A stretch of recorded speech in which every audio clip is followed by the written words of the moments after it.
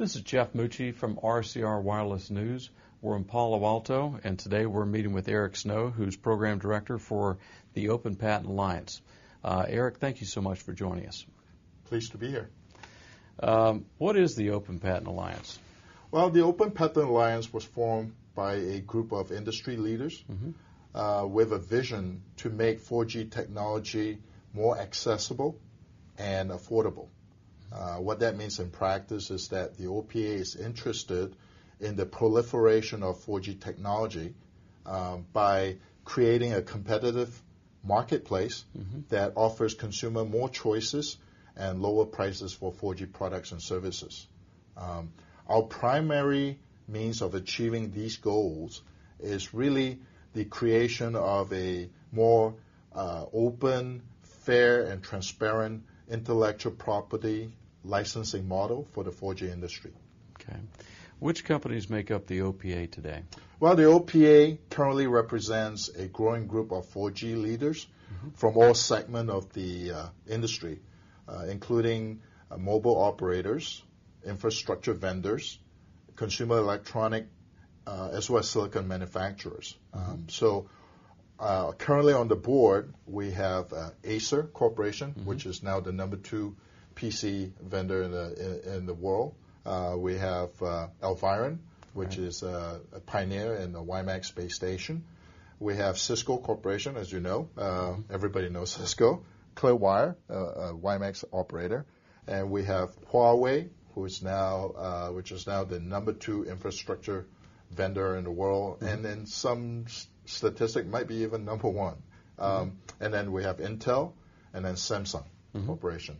Now, in addition to that, we also have a number of companies that have joined the OPA as associate members. Okay. What type of companies join as associates? So we have, for example, UQ Communications from Japan, and we have Basim, Sequence, GCT Technology, as well as, those are the companies. Why is a new licensing model needed for IPR?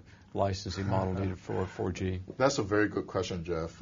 Now, before we even get to the point of trying to address that question, we need to sort of set the stage of how big the 4G opportunity really is, because it really goes far beyond just handset and laptops, right?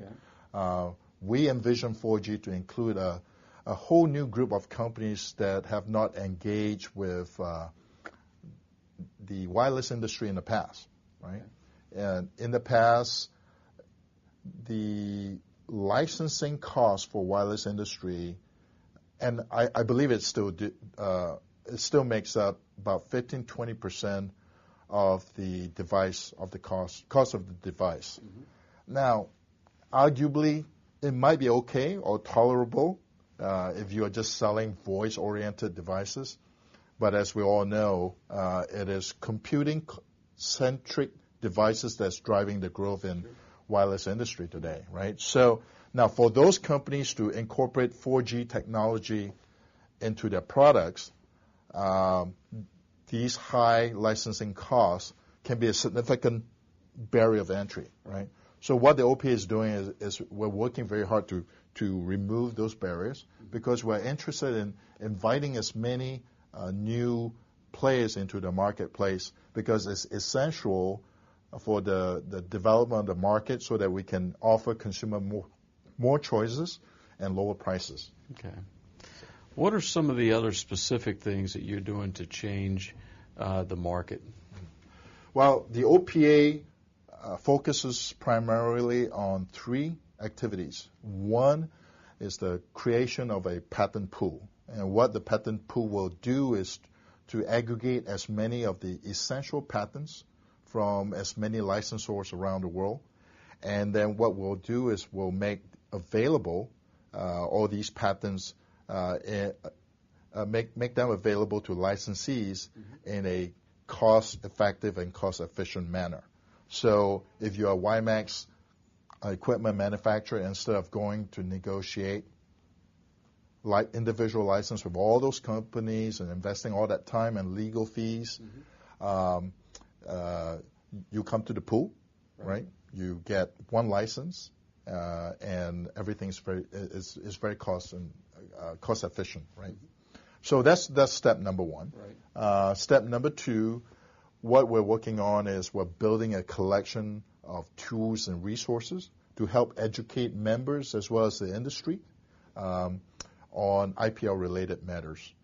Now, some of these resources can be accessed through our website, which is www.openpatentalliance.com. Okay. Now, the third activity that we focus on is that the OPA is going to be a voice and advocate on behalf of the industry for a more open and competitive IPR licensing environment. So that's what we focus on. And I truly believe that the combination of the three activities will really create a more competitive market to bring down the price and attract more market participants, and so it will result in consumer having more choices for products and services. So it brings down the cost of deploying infrastructure. It also right. brings down the cost of the handsets for consumers. That's right. Okay. Intel is a heavy participant in this initiative, and on the other camp you've got Qualcomm, who will probably never be a participant in this. How is this not perceived as a showdown between Intel and Qualcomm? Well, I can understand how some people might perceive it that way, or would like to position it as that way. We've never seen it as a showdown between Qualcomm and Intel. Our interest in the OPA is to create a healthy market, right, so that the 4G technology will realize its full potential. Sure. That's really what it's all about. Okay. How do you measure success, and how do you measure the progress of the OPA initiatives? Okay. I'm very excited and pleased to say that we have a tremendous response to the patent pool formation effort. We have currently an unprecedented number of companies that have come together in good faith and working hard together to negotiate the terms of the license for the pool. So I'm extremely happy and pleased with the progress we're making. At this point, that's all I can say about that because we're subject to NDAs. In addition, the OPA is just starting to make its stride in terms of rolling out tools and resources for its members and industry. So you can expect to see a lot more activities from the OPA this year. So. Okay. What else should people know about the OPA? Well, the OPA is truly an international organization with broad representation from different parts of the ecosystem. Right. So it's not just a telecom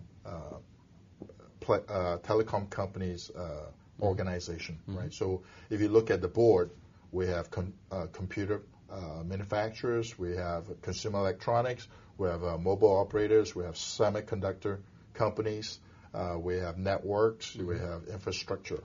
And those companies are from all over the world, right? Right. We have Chinese companies, we have Korean companies, we have Taiwanese companies, we have U.S. companies, we have I'm proud to say that the OPA is truly an international organization. And all we're interested in is to create a very open, fair, and transparent intellectual property licensing model so that we can help 4G become, to reach its full potential. Great. Eric, thank you so much. Thank you, Jeff.